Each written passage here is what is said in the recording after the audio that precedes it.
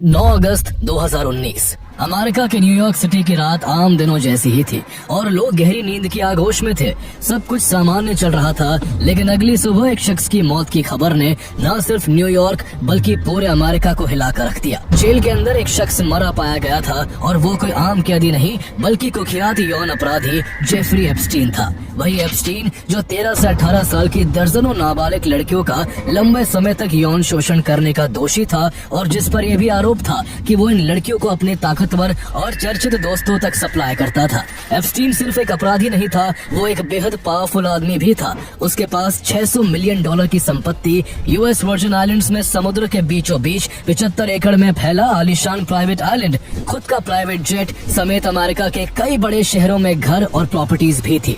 Jail जाने के बाद लोगों को उम्मीद थी कि जल्द ही एप्स्टीन के पावरफुल दोस्तों के नाम बाहर आएंगे, लेकिन इससे पहले कि वो कोई खुलासा कर पाता, अचानक जेल में मरा पाया गया। जेल अथॉरिटीज ने उसकी मौत को आत्महत्या बताया, लेकिन पोस्टमार्टम रिपोर्ट कुछ और ही कहानी बयां कर रही थी। एप्स्टीन की गर्दन की हड्डियां टूटी हुई थी। उस दिन अचानक उसकी सुरक्षा में लगाए गए गार्ड गहरी नींद में सो रहे थे और जेल के सीसीटीवी कैमरों ने काम करना बंद कर दिया था। इतने सारे संयोग एक साथ होना लोगों को इत्तेफाक नहीं लगे और लोगों को इसमें किसी गहरी साजिश की बू आने लगी। ऐसे में अमेरिका में मांग उठने लगी कि एप्स्टीन से जुड़ी सारी फाइल्स पब्लिक की जाए। समय के साथ दबाव इतना बढ़ गया कि यूएस डिपार्टमेंट ऑफ जस्टिस को उसकी जिंदगी से जुड़े लाखों डॉक्यूमेंट्स, हजारों फोटोज और ईमेल्स पब्लिक करने पड़े। इन्हीं फाइल्स में कई ऐसे चेहरे सामने आए जिन्हें दुनिया उनके अच्छे कामों के लिए पूछती थी। इनमें current American president Donald Trump, former American president Bill Clinton, दुनिया के सबसे अमीर शख्स Elon Musk, billionaire Bill Gates, महान साइंटिस्ट स्टीफन हॉकिंग, ब्रिटेन के प्रिंस एंड्रू और नॉर्वे की क्राउन प्रिंसेस मेटे मारिट जैसे लोगों के एप्स्टीन के साथ करीबी रिश्तों की बातें सामने आई। इन फोटोज में जहां कोई महिलाओं के साथ बाथटब में नहाता दिख रहा है तो कोई कई महिलाओं की गोद में लेटा हुआ दिख रहा है। किसी ने नाबालिग लड़कियों की कमर थाम रखी है तो कोई एप्स्टीन के प्राइवेट आइलैंड पर पार्टियां करता दिख रहा है। तो आइए जानते हैं एप्स्टीन फाइल्स की पूरी कहानी। कैसे एक मैथ टीचर से अपने करियर की शुरुआत करने वाला जेफरी एप्स्टीन दुनिया का सबसे कुख्यात यौन अपराधी बन गया। उसका दुनिया भर के रईसों, पावरफुल लोगों और सेलिब्रिटीज के साथ क्या रिश्ता था और कैसे वो उनके साथ मिलकर नाबालिग लड़कियों का शोषण करता था, और आखिर डिपार्टमेंट ऑफ जस्टिस द्वारा रिलीज हुई फाइल्स में और कितने चर्चित लोगों के नाम सामने आए। Jeffrey Epstein is arrested in July 2019 on federal sex trafficking charges involving minors in the early 2000s. Footage from 1992 found in the NBC archives shows the future president welcoming Jeffrey Epstein to his Mar-a-Lago estate. Official reports say Epstein died by suicide before 6:30 a.m. Breaking tonight, the Justice Department releasing more than 3 million pages of documents related to convicted sex offender Jeffrey Epstein. President Trump's name referenced hundreds of times. These are documents linked to a man called Jeffrey Epstein. The list includes Bill Clinton, Prince Andrew, Michael Jackson, and Stephen Hawking.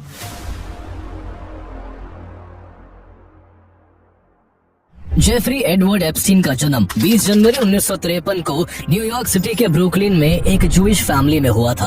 वो बचपन से ही पढ़ाई में तेज था और खासकर maths और physics में उसकी गहरी रुचि थी। इसलिए अपनी शुरुआती स्टडी कंप्लीट करने के बाद उसने मैथमेटिक्स से ग्रेजुएशन करने का फैसला किया, लेकिन 2 साल बाद ही उसने पढ़ाई छोड़ दी और 1974 में बिना किसी ग्रेजुएशन डिग्री के वो न्यूयॉर्क के प्रेस्टिजियस डॉल्टन स्कूल में फिजिक्स और मैथमेटिक्स पढ़ाने लगा।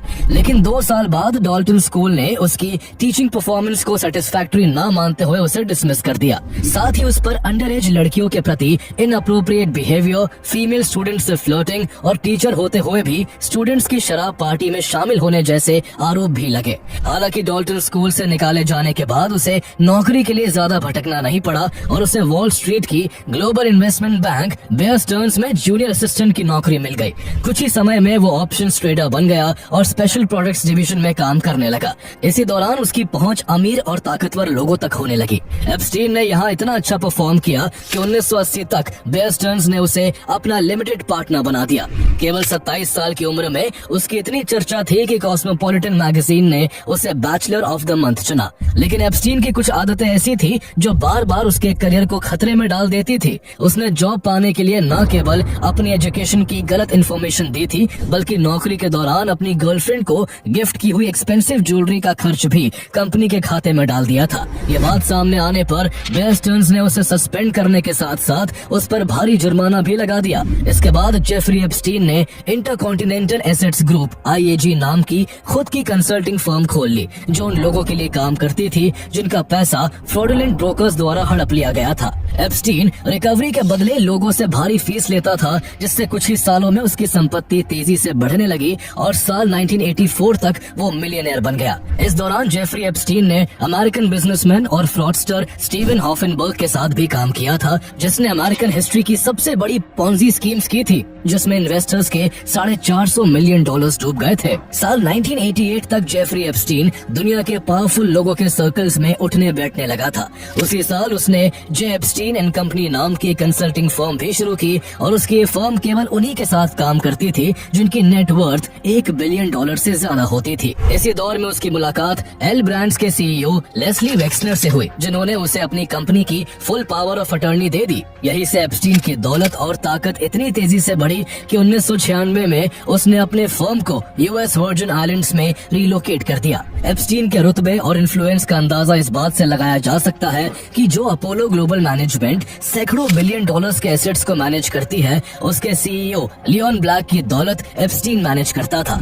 इन सब की बदौलत 21st सेंचुरी की शुरुआती सालों तक जेफरी एप्स्टीन की नेटवर्थ $600 मिलियन तक पहुंच गई और उसकी गिनती अमेरिका के चुनिंदा रईसों में होने लगी। उसके पास मैनहट्टन में न्यूयॉर्क का सबसे बड़ा प्राइवेट मैंशन था और palm beach, Florida, new Mexico and Paris जैसी जगहों पर कई आलीशान घर और प्रॉपर्टीज थी। 1998 में उसने US वर्जिन आइलैंड्स में समुद्र के बीचों बीच 75 एकड़ में फैला लिटिल सेंट जेम्स नाम का एक प्राइवेट आइलैंड भी खरीदा था, जहां वो महंगी महंगी पार्टियां करता था।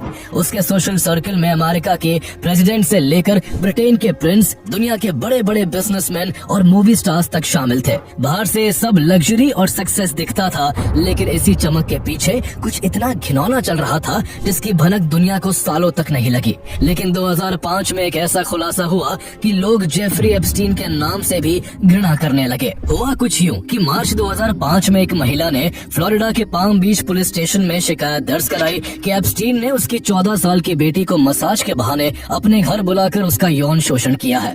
उस महिला ने पुलिस को बताया कि जब उसकी बेटी जेफरी एप्स्टीन के घर पहुंची तो उसने केवल तौलिया पहना हुआ था। कुछ देर मसाज लेने के बाद एप्स्टीन ने उसके साथ जबरदस्ती की। चूँकि आरोप काफी गंभीर था, इसलिए पुलिस ने एप्स्टीन पर केस रजिस्टर कर उसके खिलाफ जांच शुरू कर दी। पुलिस को पता लगा कि उस लड़की को उसकी 2 क्लासमेट्स ने जेफरी एप्स्टीन के पास भेजा था और मसाज के बदले $200 से $300 का लालच दिया था। पुलिस ने जब उन दोनों क्लासमेट से पूछताछ की तो उन्होंने आगे 2 और लड़कियों के नाम बताए। फिर उन लड़कियों ने और भी लड़कियों के नाम बताए और इस तरह पुलिस ने 36 विक्टिम्स को खोज निकाला जो किसी न किसी लड़की के कहने पर जेफरी एप्स्टीन के घर गई थी। एप्स्टीन हर उस लड़की को एक्स्ट्रा पैसे देता था जो उसके लिए एक नई लड़की लेकर आती थी। इस तरह एक लड़की दूसरी लड़की को लाती थी, दूसरी लड़की तीसरी को लाती थी और आगे भी ये चेन बढ़ती चली जाती थी।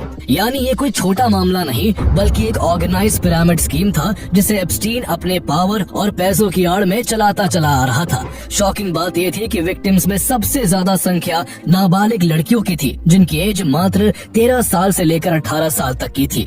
विक्टिम से पूछताछ में पुलिस को ये भी पता लगा कि इस कुकर्म में जेफरी एप्स्टीन अकेला नहीं था, बल्कि इसमें उसके कई रईस और नामचीन दोस्त भी शामिल थे। मई 2006 तक पाम बीच पुलिस ने एप्स्टीन के खिलाफ एक मजबूत केस तैयार कर लिया और 27 जुलाई 2006 को जेफरी एप्स्टीन को अरेस्ट कर लिया गया। लेकिन ट्रायल के दौरान एप्स्टीन ने अमेरिका के फेमस वकीलों की फौज खड़ी कर दी और इसका नतीजा ये हुआ कि एप्स्टीन को जल्द ही बेल मिल गई। इससे स्टेट प्रोसिक्यूटर बैरी क्रिशर पर एप्स्टीन के खिलाफ जरूरत से ज्यादा नर्म रवैया अपनाने का आरोप लगा और इस केस के इन्वेस्टिगेटिव ऑफिसर रहे पाम बीच पुलिस चीफ माइकल राइटर इस इन्वेस्टिगेशन में FBI को शामिल करने की मांग करने लगे। ऐसे में ये केस जल्द ही FBI को ट्रांसफर कर दिया गया, जिसने जुलाई 2006 में ऑपरेशन लीप ईयर के तहत अपनी इन्वेस्टिगेशन को आगे बढ़ाया। FBI की जांच में एप्स्टीन के घर और आइलैंड से कई शॉकिंग चीजें मिली। उसके यहाँ से कई बेबी मसाज ट्रेनिंग बुक मिली जिनमें नाबालिग लड़कियों को क्लाइंट्स को मसाज देने के इंस्ट्रक्शंस लिखे थे। एप्स्टीन अपने private island Little Saint James में हाई प्रोफाइल पार्टियां करता था, जिनमें केवल अमेरिका के नहीं बल्कि दूसरे देशों के भी रईस, पावरफुल लोग लोग, लीडर्स, प्रिंस और यहाँ तक कि इंटेलेक्चुअल्स भी शामिल होते थे, जिन्हें दुनिया काफी इज्जत की निगाह से देखती थी। एप्स्टीन नाबालिग लड़कियों को लालच और धमकी से मजबूर करके अपने प्राइवेट जेट से आइलैंड पर लाता था और फिर उन्हें अपने नामचीन दोस्तों के आगे किसी स्लेव की तरह परोसता था, जहां उसके गेस्ट जानवर की तरह उन भोली भाली लड़कियों पर टूट पड़ते थे। इन सब में उसकी गर्लफ्रेंड गिस्लेन मैक्सवेल उसका सबसे ज्यादा साथ देती थी। गिस्लेन मैक्सवेल अक्सर कमजोर बैकग्राउंड और जरूरतमंद लड़कियों की तलाश में होती थी, जिन्हें वो कभी मॉडल बनाने के झूठे सपने तो कभी मसाज के बदले सैकड़ों डॉलर पे करने का लालच देकर एप्स्टीन तक ले आती थी। इसके बाद एप्स्टीन और उसके पावरफुल साथी कभी विला, कभी घर तो कभी प्राइवेट जेट में उन कम उम्र की लड़कियों के साथ यौन संबंध बनाते थे। इन सब के आधार पर FBI ने एक 53 पेज की लंबी रिपोर्ट तैयार की, जिसमें एप्स्टीन पर कम उम्र की लड़कियों का यौन शोषण और इंटरनेशनल चाइल्ड ट्रैफिकिंग करने जैसे गंभीर आरोप लगाए। 36 माइनर विक्टिम्स के स्टेटमेंट्स, दर्जनों आई विटनेसेस और FBI की डिटेल इन्वेस्टिगेशन के चलते ऐसा लग रहा था कि इस बार जेफरी एप्स्टीन के काले कारनामों से पूरा पर्दा उठ जाएगा और उसे उम्र भर के लिए जेल की हवा खानी पड़ेगी। लेकिन शॉकिंग बात यह थी कि ऐसा कुछ नहीं हुआ। पर्दे के पीछे घिनौना खेल खेला गया और मायामी के फेडरल अटॉर्नी अलेक्जेंडर अकोस्टा ने एप्स्टीन्स लॉयर्स के साथ एक सीक्रेट डील करके उसे केवल 18 महीनों की सजा दी। एप्स्टीन को सिर्फ 2 छोटे प्रोस्टिट्यूशन चार्जेस का दोषी माना गया और उस पर लगे दूसरे सभी फेडरल क्रिमिनल चार्जेस हटा लिए गए। सबसे शॉकिंग बात यह थी कि इस दौरान फेडरल कोर्ट ने कई विक्टिम्स को प्रोस्टिट्यूट कहा था, जबकि फ्लोरिडा के कानून के हिसाब से एज ऑफ कंसेंट की सबसे कम उम्र 18 साल होती है। इतना ही नहीं, उसे बाकी अक्यूज की तरह स्टेट जेल में नहीं बल्कि पाम बीच काउंटी जेल के प्राइवेट विंग्स में रखा गया, जो लग्जूरियस फैसिलिटीज से लैस था। वो हफ्ते के 6 दिन 12 घंटे जेल से बाहर अपने ऑफिस में जाकर काम कर सकता था और उसे जेल में केवल रात बितानी पड़ती थी।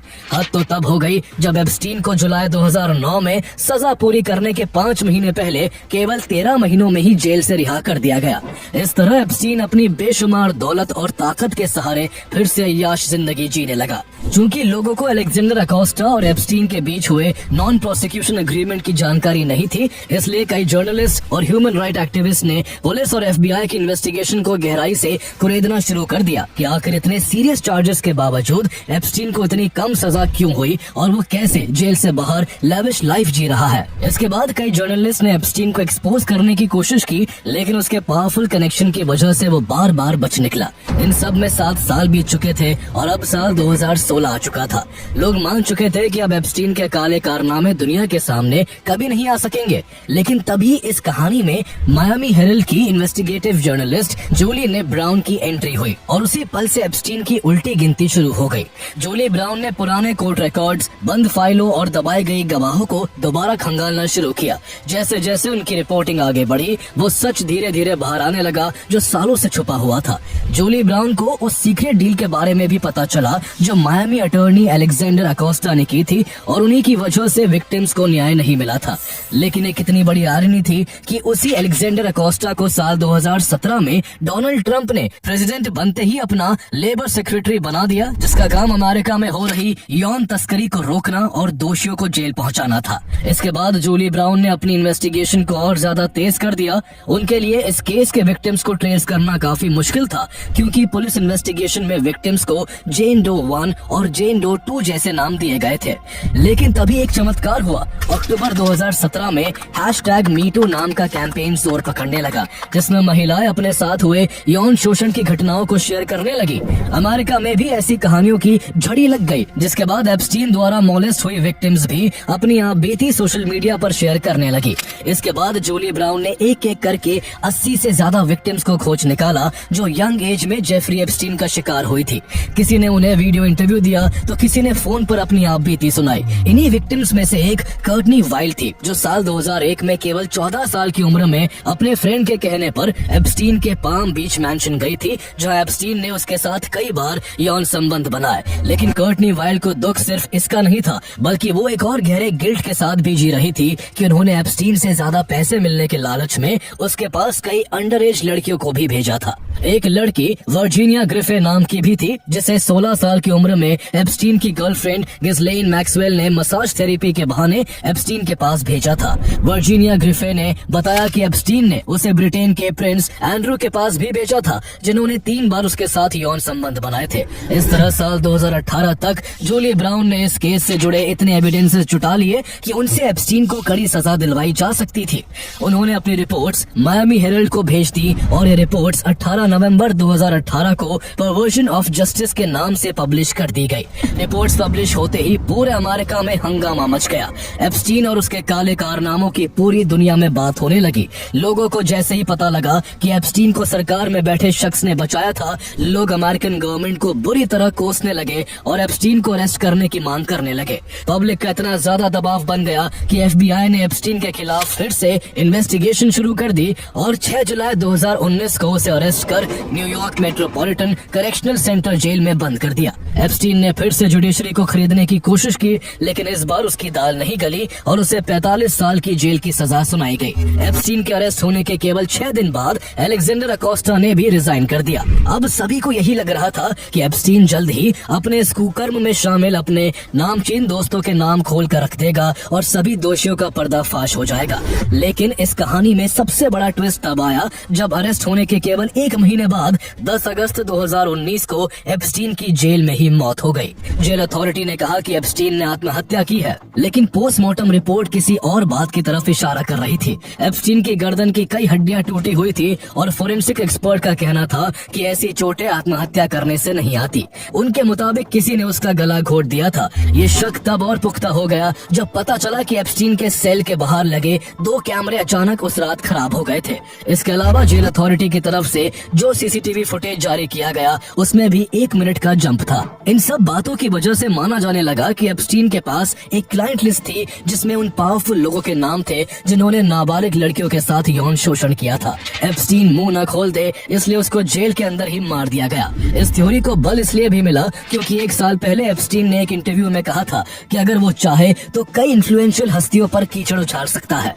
ऐसे में सवाल उठने लगे कि आखिर एप्स्टीन का इशारा किन लोगों की तरफ था। इसके बाद लोग गवर्नमेंट से एप्स्टीन केस से जुड़ी इन्वेस्टिगेशन फाइल्स को पब्लिक करने की मांग करने लगे और इसे ही एप्स्टीन फाइल्स कहा जाता है। आगे कई सालों तक अमेरिका में एप्स्टीन फाइल्स को डिक्लासिफाइड करने की मांग जारी रही। इसी बीच अमेरिका में सरकारें बदल गई। डोनाल्ड ट्रंप के बाद जो बाइडेन अमेरिका के प्रेसिडेंट बने और 2024 में उनका टेन्योर भी खत्म होने को आ गया, लेकिन एप्स्टीन फाइल्स रिलीज नहीं हो सकी। हालांकि इस दौरान इस केस से जुड़े कुछ अपडेट जरूर आए थे। 2020 में एप्स्टीन की गर्लफ्रेंड गिस्लीन मैक्सवेल को अरेस्ट कर जेल में डाल दिया गया था। वर्जीनिया ग्रिफे नाम की एक विक्टिम प्रिंस एंड्रू के खिलाफ ब्रिटिश कोर्ट में चली गई थी और उनके साथ अपनी फोटो रिलीज कर दी थी जिसमें वो वर्जीनिया ग्रिफे की कमर पकड़े नजर आ रहे थे। इसके बाद प्रिंस एंड्रू को वर्जीनिया ग्रिफे को $16 मिलियन देकर आउट ऑफ कोर्ट सेटलमेंट करना पड़ा था और उन्हें रॉयल ड्यूटीज और प्रिंस के टाइटल से भी हाथ धोना पड़ गया था। लेकिन ये केवल एक विक्टिम और एक पावरफुल व्यक्ति की कहानी थी। बाकी के विक्टिम्स और दूसरे पावरफुल लोगों के गहरे राज अब भी एप्स्टीन फाइल्स के पन्नों के बीच दबे हुए थे। समय तेजी से निकलता जा रहा था और वक्त 2024 के आखिरी महीनों में पहुंच चुका था। जल्दी ही अमेरिका में प्रेसिडेंशियल इलेक्शंस होने वाले थे। ऐसे में डोनाल्ड ट्रंप ने एप्स्टीन फाइल्स को लेकर बने बस को भुनाना शुरू किया और अपने हर इंटरव्यू में कहने लगे कि दोबारा प्रेसिडेंट बनते ही वो सभी एप्स्टीन फाइल्स पब्लिक कर देंगे। इस बीच डोनाल्ड ट्रंप अपने एक सपोर्टर के एक ट्वीट को रीट्वीट कर चुके थे जिसमें लिखा था, एप्स्टीन ने आत्महत्या नहीं की बल्कि उसके पास डेमोक्रेटिक पार्टी के लीडर और यूएस के एक्स प्रेसिडेंट बिल क्लिंटन के खिलाफ सीक्रेट इन्फॉर्मेशन थी, इसलिए बिल क्लिंटन ने उसे मरवा दिया। चूंकि जो बाइडेन ने पिछले 4 सालों में एप्स्टीन फाइल्स को लेकर ज्यादा इंटरेस्ट नहीं दिखाया था, इसलिए रिपब्लिकन सपोर्टर ने ये कहना शुरू किया कि एप्स्टीन फाइल्स में डेमोक्रेट्स नेताओं के नाम हैं, इसलिए जो बाइडेन इसे पब्लिक नहीं करना चाहते। इस तरह अमेरिका में एप्स्टीन डिडंट किल हिमसेल्फ एक पॉपुलर स्लोगन बन गया। इसके बाद जब डोनाल्ड ट्रंप इलेक्शंस जीत गए और जनवरी 2025 में फिर से अमेरिका के प्रेसिडेंट बन गए तो एप्स्टीन फाइल्स के रिलीज होने का लंबे समय से इंतजार कर रहे लोगों को विश्वास हो गया कि जल्द ही उनकी मांगे पूरी होने वाली है। वो तब और बेसब्र हो गए जब फरवरी 2025 में अटॉर्नी जनरल पैम बॉन्डी ने कहा कि एप्स्टीन की क्लाइंट लिस्ट उनकी डेस्क पर रिव्यू के लिए रखी हुई है और वो जल्द ही इसे रिलीज करेंगी। लेकिन लोगों को गहरा धक्का तब लगा जब जुलाई 2025 में ट्रंप एडमिनिस्ट्रेशन के जस्टिस डिपार्टमेंट ने डिक्लेयर किया कि एप्स्टीन के पास कोई क्लाइंट लिस्ट नहीं थी और उसने खुद ही अपनी जान ली थी और अब उससे जुड़ी कोई फाइल रिलीज नहीं होगी। ट्रंप ने भी कन्नी काटना शुरू कर दिया और एप्स्टीन फाइल्स को बोरिंग और फालतू बताते हुए ये कहने लगे कि देश में और भी अहम मुद्दे हैं।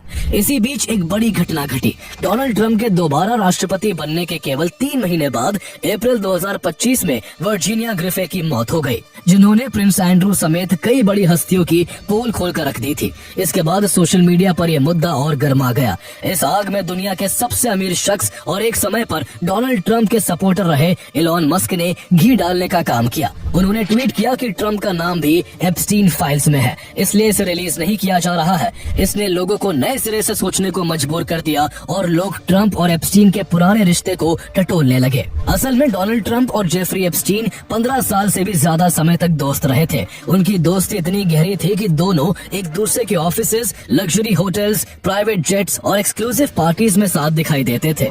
ये दोस्ती इतनी खुली थी कि 1992 की एक पार्टी में ट्रंप और एप्स्टीन साथ कैमरे में कैद हुए, जहां ट्रंप एक लड़की की तरफ इशारा करते हुए कह रहे थे, look at her, she is very hot. इतना ही नहीं, ट्रंप ने Trump the art of the comeback नाम की एक किताब लिखी थी, जिसकी एक कॉपी जेफरी एप्स्टीन के पास भी थी, जिसमें ट्रंप ने उसके लिए एक हैंड रिटन नोट लिखा था, to Jeff you are the greatest. बात सिर्फ इतनी नहीं थी। साल 2002 में ट्रंप ने एक इंटरव्यू में एप्स्टीन की तारीफ करते हुए कहा था, he likes beautiful women as much as I do and many of them are on the younger side. इसी बीच डोनाल्ड ट्रंप के सिग्नेचर वाला $22,500 का एक चेक भी चर्चा में आया। एक फोटो वायरल हुई जिसमें जेफरी एप्स्टीन अपने कुछ दोस्तों और एक लड़की के साथ वो चेक पकड़े हुए था। फोटो में लड़की का चेहरा ब्लैक कलर से रिडक्ट किया हुआ था, लेकिन ऐसा माना जाता है कि डोनाल्ड ट्रंप ने जेफरी एप्स्टीन से इस लड़की को $22,500 में खरीदा था। हालांकि ट्रंप ने इस चेक पर हुए सिग्नेचर को फेक बताया, लेकिन मामला तब और भड़क गया जब द वॉल स्ट्रीट जर्नल ने एप्स्टीन की बर्थडे डायरी के हवाले से एक रिपोर्ट छापी। रिपोर्ट में दावा किया गया कि 2003 में एप्स्टीन के 50th बर्थडे पर ट्रंप ने उसे एक लेटर लिखा था, जिसमें एक लाइन थी, we have certain things in common Jeffrey. इस लेटर की सबसे डिस्टर्बिंग बात ये बताई गई कि इसे एक न्यूड स्केच के साथ लिखा गया था और नीचे ट्रंप के सिग्नेचर थे। इस बात से डोनाल्ड ट्रंप इतना गुस्सा हो गए कि इसे फेक बताते हुए उन्होंने द वॉल स्ट्रीट जर्नल पर $10 बिलियन का डिफेमेशन केस कर दिया। बात इतने पर ही नहीं रुकी। नवंबर 2025 में 3 ईमेल्स भी सामने आए, जिनसे ये प्रूव होता था कि डोनाल्ड ट्रंप को एप्स्टीन की यौन तस्करी के बारे में पहले से ही पता था, जबकि ट्रंप लंबे समय से कहते आए थे कि उन्हें एप्स्टीन के किसी भी मिसकंडक्ट के बारे में कोई भी जानकारी नहीं थी। ये सब देख ट्रंप के कट्टर सपोर्टर्स का भी उन पर से भरोसा डगमगाने लगा। लोग खुलकर कहने लगे कि ट्रंप अपनी इमेज बचाने के लिए एप्स्टीन फाइल्स को पब्लिक नहीं होने देना चाहते। इससे पब्लिक प्रेशर इतना बढ़ गया कि नवंबर 2025 में यूएस कांग्रेस को the Epstein files transparency act लाना पड़ा और 30 दिन के अंदर सभी एप्स्टीन फाइल्स को रिलीज करने का ऑर्डर देना पड़ा। 19 नवंबर 2025 को डोनाल्ड ट्रंप को भी मजबूरन इस ऑर्डर पर साइन करना पड़ा। इसके एक महीने बाद दिसंबर 2025 में वो हुआ जिसका लाखों अमेरिकियों को सालों से इंतजार था। दिसंबर के अंत में जस्टिस डिपार्टमेंट ने एप्स्टीन से जुड़े लाखों डॉक्यूमेंट्स पब्लिक कर दिए। इनके रिलीज होते ही जो नाम सामने आए उनसे पूरी दुनिया में हंगामा मच गया। इन फाइल्स में current American president Donald Trump, former American president Bill Clinton, Elon Musk, Bill Gates, Richard Branson, Google के co-founder Sergey Brin, philosopher Noam Chomsky, मशहूर साइंटिस्ट स्टीफन हॉकिंग, ब्रिटेन के prince Andrew, musicians Mick Jagger, famous singer and dancer Michael Jackson, American singer and actress Diana Ross, Hollywood actor Kevin Spacey, comedian Chris Tucker जैसे दुनिया भर में चर्चित कई लोगों का जिक्र है और उनकी फोटोज हैं। इनमें से कुछ लोग जेफरी एप्स्टीन और उसकी गर्लफ्रेंड गिसलेन मैक्सवेल के साथ दिखे, तो कुछ एप्स्टीन के प्राइवेट आइलैंड में पार्टी करते हुए नजर आए। इन फोटोज में उन हस्तियों के साथ लड़कियां और औरतें भी दिख रही हैं, जिनकी पहचान छिपाने के लिए उनके चेहरे को ब्लॉक मार्क से छिपा दिया गया है। इसके बाद 30 जनवरी 2026 को यूएस डिपार्टमेंट ऑफ जस्टिस ने जेफरी एप्स्टीन फाइल्स का अब तक का सबसे बड़ा हिस्सा पब्लिक किया, जिसमें लगभग 3.5 मिलियन पेज, 2000 से ज्यादा वीडियोस और 1.8 लाख इमेजेस शामिल हैं। इन फाइलों में court records, emails, travel logs, तस्वीरें और इन्वेस्टिगेशन के डॉक्यूमेंट्स शामिल है। एप्स्टीन फाइल्स के एक फोटो में farmer American president Bill Clinton एक स्विमिंग पूल में 2 महिलाओं के साथ नहाते हुए दिखे, जबकि दूसरे फोटो में बाथटब में एक महिला के साथ दिखे। इतना ही नहीं, एप्स्टीन फाइल से ये भी सामने आया कि साल 2000 में बिल क्लिंटन और जेफरी एप्स्टीन ने एक आदमी को ड्रग देकर उसके साथ यॉट पर यौन संबंध बनाए थे। हैरानी की बात यह है कि जिस वक्त यॉट पर बिल क्लिंटन और जेफरी एप्स्टीन उस आदमी के साथ ज्यादती कर रहे थे, उस वक्त वहाँ डोनाल्ड ट्रंप भी अपने होने वाली पत्नी मेलानिया के साथ मौजूद थे। इसी तरह जहां एप्स्टीन फाइल्स की एक तस्वीर में प्रिंस एंड्रू 5 महिलाओं की गोद में लेटे हुए दिखे, तो वहीं वो दूसरी फोटो में फ्लोर पर एक नाबालिग लड़की के साथ लेटे हुए नजर आए।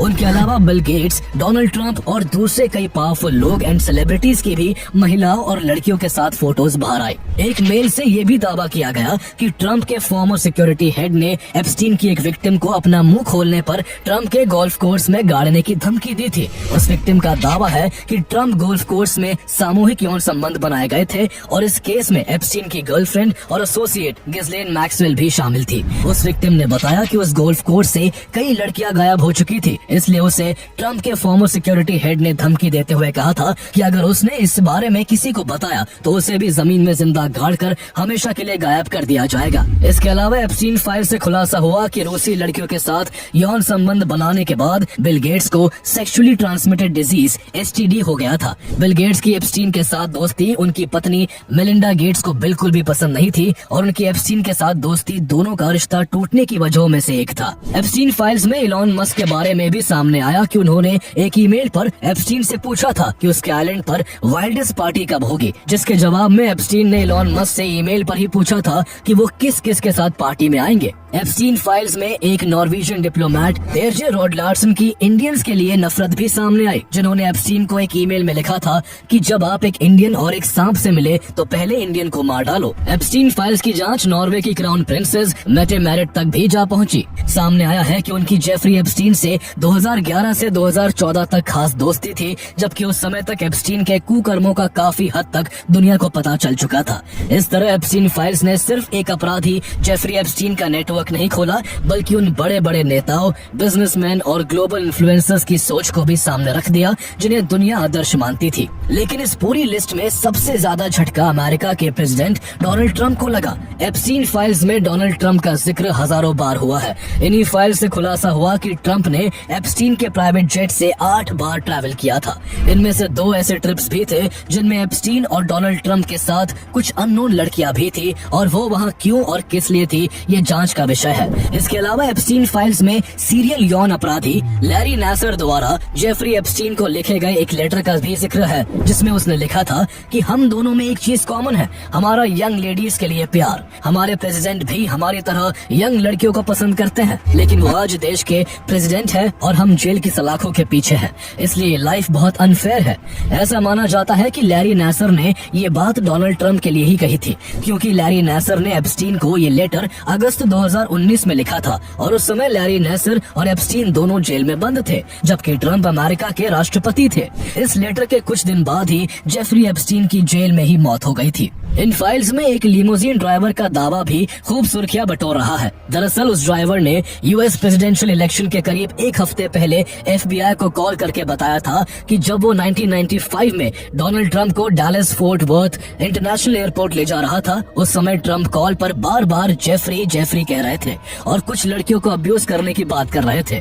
आगे उस ड्राइवर ने बताया कि जब उसने कुछ साल बाद इस बात की चर्चा एक महिला से की तो महिला एकदम शांत हो गई, और उसने बताया कि ट्रंप ने एप्स्टीन के साथ मिलकर उसका यौन शोषण किया था। इसके बाद उस महिला ने ड्राइवर के कहने पर पुलिस स्टेशन में एप्स्टीन और ट्रंप के खिलाफ रिपोर्ट भी दर्ज करवाई थी, लेकिन इसके कुछ दिन बाद वो अचानक अपने घर में मृत पाई गई। हालांकि जब इस बात की काफी चर्चा होने लगी तो department of justice Donald Trump को बचाने पर उतर आया और कहा कि ये अनवेरिफाइड फैक्ट्स है, जिसे इलेक्शन से ठीक पहले ट्रंप को बदनाम करने के लिए किया गया था और इसमें कोई सच्चाई नहीं है। इस तरह जो ट्रंप जिन एप्स्टीन फाइल्स को एक पॉलिटिकल हथकंडे की तरह इस्तेमाल कर रहे थे, आज वही फाइल्स उनके गले की हड्डी बन गई हैं। जेफरी एप्स्टीन पर लंबे समय से इजरायली इंटेलिजेंस एजेंसी मोसाद के एजेंट होने के आरोप लगते रहे हैं और कहा जाता है कि उसने अपने पास बड़े बड़े अमेरिकन पॉलिटिशियन के आपत्तिजनक तस्वीरें और वीडियोस इसलिए रखे थे क्योंकि वो इनके जरिए उन्हें ब्लैकमेल करता था। कहा जाता है कि एप्स्टीन की गर्लफ्रेंड गिस्लेन मैक्सवेल के पिता रॉबर्ट मैक्सवेल भी मोसाद के एजेंट थे और 1991 में उनकी मिस्टीरियस डेथ के बाद उनके काम को एप्स्टीन और गिस्लेन मैक्सवेल ने मिलकर आगे बढ़ाया। जेफरी एप्स्टीन का मोसाद एजेंट होने का शक तब और गहरा गया जब इन्वेस्टिगेटर्स को एप्स्टीन के घर में इजरायली डिफेंस फोर्स का एक स्वेटशर्ट रखा हुआ दिखा। हालांकि इन सब बातों में कितनी सच्चाई है ये तो वक्त ही बताएगा, लेकिन एक बात दावे के साथ कही जा सकती है कि एप्स्टीन फाइल्स ने ये दिखा दिया कि ताकत और शोहरत के पीछे छिपे चेहरे कितने खोखले हो सकते हैं। एप्स्टीन फाइल्स किसी एक आदमी की कहानी नहीं बल्कि समाज का एक सच्चा आईना है जो दिखाता है कि जिन लोगों को दुनिया एलीट, लीडर और रोल मॉडल मानकर सिर आंखों पर बैठाती है, वही लोग अक्सर अपनी सबसे गंदी सच्चाइयों को ताकत, शोहरत और सिस्टम की आड़ में सबसे गहराई में दबा कर रखते हैं। ऐसे में ये भी देखना होगा कि जिन मासूम लड़कियों का सालों तक शोषण हुआ, क्या उन्हें कभी सच में इंसाफ मिल पाएगा? क्या जिन ताकतवर लोगों के नाम सामने आए हैं वो कभी कानून के सामने जवाबदेह ठहराए जाएंगे, या फिर हमेशा की तरह पैसा, पहुंच और रसूख उन्हें बचाकर निकाल ले जाएगा और सच्चाई एक बार फिर ताकत के नीचे दबकर रह जाएगी?